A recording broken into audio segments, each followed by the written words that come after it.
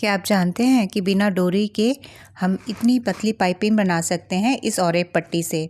तो ये सीधे कपड़े से तिरछी निकाली गई पट्टी होती है। तो इसे आज हम ब्लाउज़ के गले में लगाएंगे। तो ध्यान से देखिए किस तरीके से हम बिना डोरी के ही पतली पाइपिंग को तैयार करेंगे। तो ये हमारा ऑरेप कपड़ा है जिसे कि हम ब्लाउज़ के देखिए इस तरीके से ब्लाउज़ पर रख रहे हैं और फोल्ड कर रहे हैं पीछे की ओर। तो पहले जो एक्स्ट्रा है थोड़ा कुछ इसको कट कर देंगे। यदि आपको नहीं आता है कि ब्लाउज़ में किस तरीके से पाइपिंग लगाएं तो देखिए आराम से आप इस तरीके से देख के लगा सकते हैं पाइपिंग को। तो ये हमारा 1.25 इंच चौड़ाई में कपड़ा है। इस तरीके से हमने इसको कट कर रखा है। अब यहाँ से देखिए हमें इस तरीके से मशीन की सुई से इसको दबा देना है और लगभग 0.25 इंच या 1 पाव भर का रखते हुए हमें मार्जिन को स्टिचिंग को बराबर से चलाना है। जब बराबर से चलाएंगे तो हमारी जो पाइपिंग होती है वो भी बराबर बनेगी।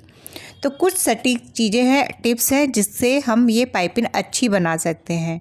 तो देखिए हम किस तरीके से बराबर कपड़े को करते जा रहे हैं और गले की पाइपिंग पे लगा रहे हैं।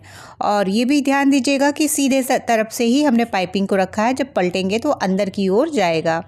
पता नहीं कैसे लोग पाइपिंग लगाते हैं कि पाइपिंग पट्टी पलटती है। तो इसके लिए ये ट्रिक होता है कि आप हमेशा पाइपिंग वाले जो कपड़ा है पतला पट्टी है जो उसे सीधा खींचते हुए लगाएंगे।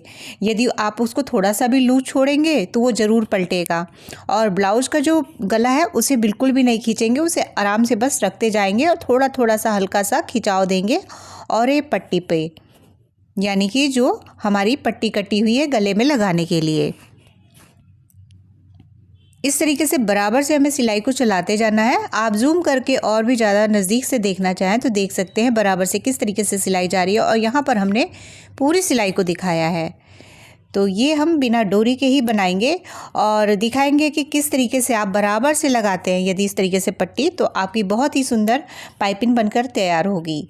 आप कितनी भी बारीक पाइपिंग बनाना चाहें तो इस तरीके से बिना डोरी के ही बना लेंगे और सबसे सुंदर लगती है इस तरीके की पाइपिंग। तो यहाँ पर देखिए कपड़े को बिल्कुल भी नीचे दबने नहीं देंगे, कपड़े को हर बार थोड़ा सा सेट करेंगे और फिर लगाएंगे।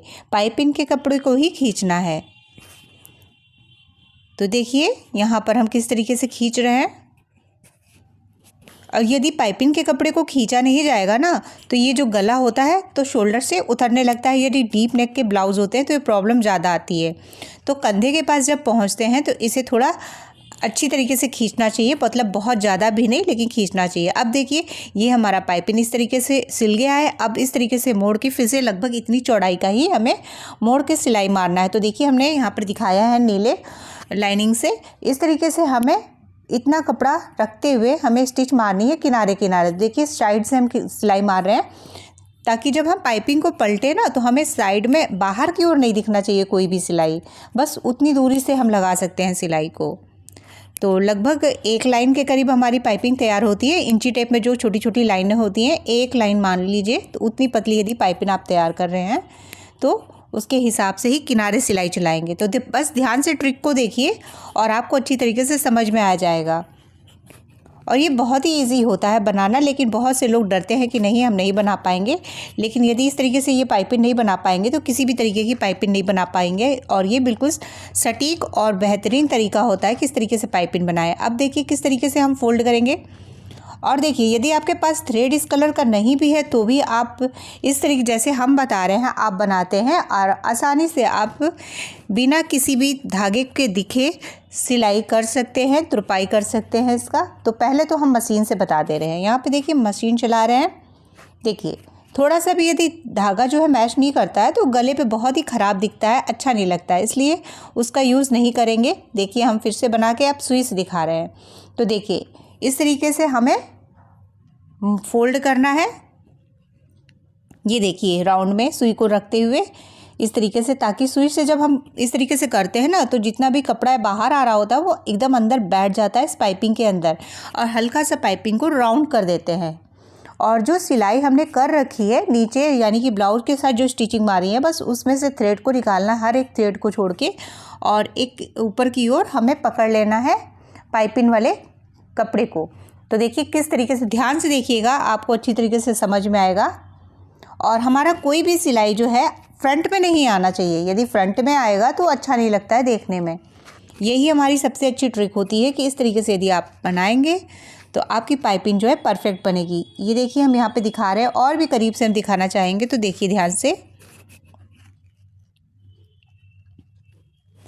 ये देखिए हम यहाँ पर इस तरीके से पहले बराबर कर रहे हैं ताकि कोई भी कपड़ा इस तरीके से बाहर ना निकले, और यदि कहीं से ज़्यादा बड़ा कपड़ा रहता है तो उसे कैंची से कट करके ज़रूर निकाल दें। बस यही ट्रिक होता है। इसी ट्रिक के साथ कितनी भी पतली पाइपिंग आप बहुत ही सुंदर तरीके से बना लेंगे। तो यदि वीडियो पसंद आया होगा तो प्लीज़ इसे लाइक ज़रूर करिएगा, शेयर भी करिएगा, और कमेंट करके हमें बताइएगा कि हम किस साइज़ पर आपको ब्लाउज़ की कटिंग और स्टिचिंग बताएं।